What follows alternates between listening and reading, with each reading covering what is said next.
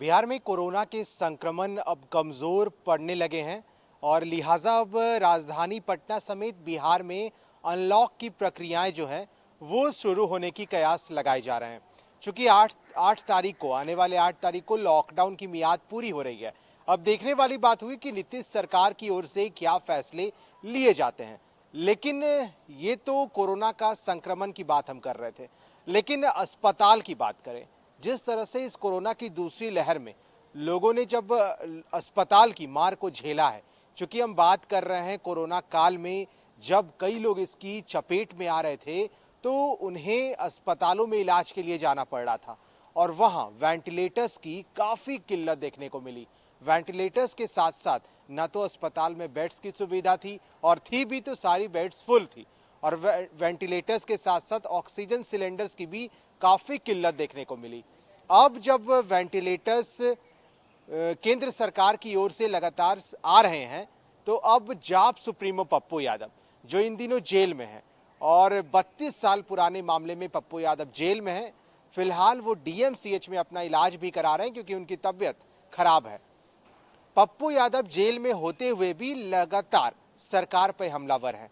पप्पू यादव ने आज एक ट्वीट किया और उस ट्वीट में उन्होंने कहा, पीएम केयर्स की तरफ से जो वेंटिलेटर्स आ रहे हैं वो वेंटिलेटर्स चलने लायक नहीं है।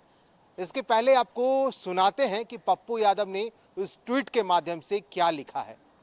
पप्पू यादव लिखते हैं कि पीएम केयर्स में बड़ा घोटाला हुआ है, वेंटिलेटर के नाम पर कूड़ा भेजा गया है, आपदा में लूट का बड़ा नमूना है, वहीं इसकी वजह से लाखों जाने गई हैं। इसमें अब कौन गिरफ्तार होगा।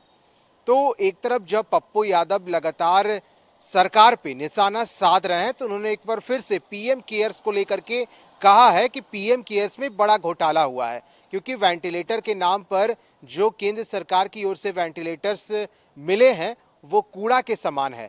आपदा में, चूंकि कोरोना काल जैसी आपदा बिहार में रही और दूसरी लहर को लोगों ने झेला, कई परेशानियों का सामना करना पड़ा।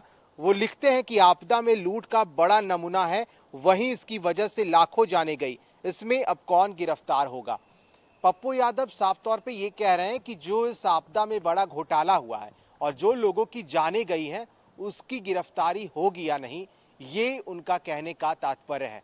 लगातार जाप सुप्रीमो पप्पू यादव जेल में रहते हुए भी मोर्चा संभाले हुए हैं और उनकी पत्नी पूर्व सांसद रंजीत रंजन, वो भी जब पटना पहुंची थी तो उन्होंने भी सरकार पे बड़ा सवाल उठाया था।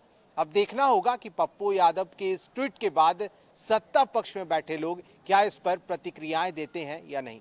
अब बने रहें फर्स्ट बिहार झारखंड के साथ, अपने सहयोगी अमित राज के साथ मैं अश्मित सिन्हा, फर्स्ट बिहार झारखंड, पटना।